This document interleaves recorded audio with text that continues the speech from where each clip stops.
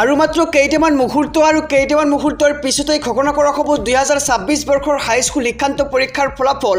মৰমৰ ছাত্ৰ ছাত্ৰীসকল, তোমালোকে কাইলৈৰ দিনটোত ৰাজ্যৰ শিক্ষামন্ত্ৰী ডক্টৰ ৰমেশ পেগুৱে কৰা মন্তব্য শুনিবলৈ পাইছা যে আজি যিকোনো মুহূৰ্তত ঘোষণা হ'ব পাৰে 2026 বৰ্ষৰ হাইস্কুল শিক্ষান্ত পৰীক্ষাৰ ফলাফল। ইতিমধ্যেই কাউণ্টডাউন আৰম্ভ হৈছে। আজি ঘোষণা হ'ব 2026 বৰ্ষৰ মেট্ৰিক পৰীক্ষাৰ ফলাফল। ইতিমধ্যে কাউণ্টডাউন আৰম্ভ হৈছে। যিকোনো মুহূৰ্তত ঘোষণা হ'ব 2026 বৰ্ষৰ মেট্ৰিক পৰীক্ষাৰ ফলাফল। আৰু মেট্ৰিক পৰীক্ষাৰ ফলাফল লাভৰ বাবে সেৱাই মুকলি কৰিছে কেইবাটাও ৱেবছাইট আৰু মোবাইল এপ, যাৰ জৰিয়তে ৰাজ্যৰ লাখ লাখ ছাত্ৰ ছাত্ৰীয়ে নিজৰ ফলাফলসমূহ অতি সহজেই চাব পাৰিব। আৰু আজি 10:30 ঘোষণা কৰা হ'ব 2026 বৰ্ষৰ মেট্ৰিক পৰীক্ষাৰ ফলাফল। ইতিমধ্যেই শিক্ষা সংসদৰ পৰা এক নটিফিকেশ্যন ওলাই পৰিছে। দিনৰ 10:30 লগে লগেই মুকলি কৰা হ'ব সেৱাৰ ফলাফল আৰু লাখ লাখ শিক্ষাৰ্থীৰ নিৰ্ণয় হ'ব ভাগ্য।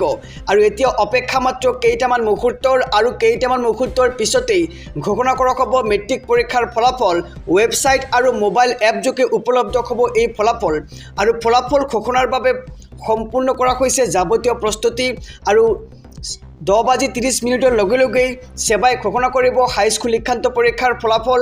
আৰু আপুনি ঘৰতে বহিয়েই মোবাইলৰ জৰিয়তে চাব পাৰিব নিজৰ ফলাফল। অনলাইন যোগে কেৱল ৰোল আৰু নম্বৰ ব্যৱহাৰ কৰি চাব পাৰিব মাৰ্কশ্বিট। আৰু ইতিমধ্যে কাউণ্টডাউন আৰম্ভ হৈছে। আমি জনাইছোঁ খবৰ, ৰাজ্যৰ লাখ লাখ মেট্ৰিক পৰীক্ষা দিয়া ছাত্ৰ ছাত্ৰীৰ বাবে আহি পৰিছে ভাল খবৰ। আৰু মাত্ৰ কেইটামান মুহূৰ্তৰ পিছতেই ঘোষণা কৰা হ'ব 2026 বৰ্ষৰ হাইস্কুল শিক্ষান্ত পৰীক্ষাৰ ফলাফল। আজি 10:30 ঘোষণা কৰা হ'ব মেট্ৰিক পৰীক্ষাৰ ফলাফল। আৰু 10:30 লগে লগেই মুকলি কৰা হ'ব সেৱাৰ ফলাফল। আৰু 10:30 লগে লগেই ৱেবছাইট আৰু মোবাইল এপসমূহত ছাত্ৰ ছাত্ৰীয়ে চাব পাৰিব নিজৰ আংশিক ফলাফল। আৰু লাখ লাখ শিক্ষাৰ্থীৰ নিৰ্ণয় হ'ব ভাগ্য। আৰু ৰাজ্যৰ শিক্ষামন্ত্ৰী ডক্টৰ ৰমেশ পেগুৱে ৰাজ্যৰ ছাত্ৰ ছাত্ৰীসকলক শুভেচ্ছাও জনা আমি দেখিবলৈ পাইছোঁ। আৰু ৱেবছাইট আৰু মোবাইল এপযোগে উপলব্ধ হ'ব ফলাফল। আৰু ফলাফল ঘোষণাৰ বাবে ইতিমধ্যে সাজু হৈছে অসম ৰাজ্যিক বিদ্যালয় শিক্ষা বোৰ্ড। 10 ফেব্ৰুৱাৰীৰ পৰা 27 ফেব্ৰুৱাৰীলৈ অনুষ্ঠিত হৈছিল 2026 বৰ্ষৰ মেট্ৰিক পৰীক্ষা। আৰু এইবাৰ পৰীক্ষাত অৱতীৰ্ণ হৈছে 4,38,565 গৰাকী ছাত্ৰ ছাত্ৰী। আৰু কেইবাটাও ৱেবছাইটৰ জৰিয়তে প্ৰকাশ কৰা হ'ব ফলাফল। আমি জনাইছোঁ যে কোনকেইটা ৱেবছাইটত প্ৰকাশ পাব ফলাফল, গতিকে ভিডিঅ'খন সম্পূৰ্ণকৈ চাই থাকিব।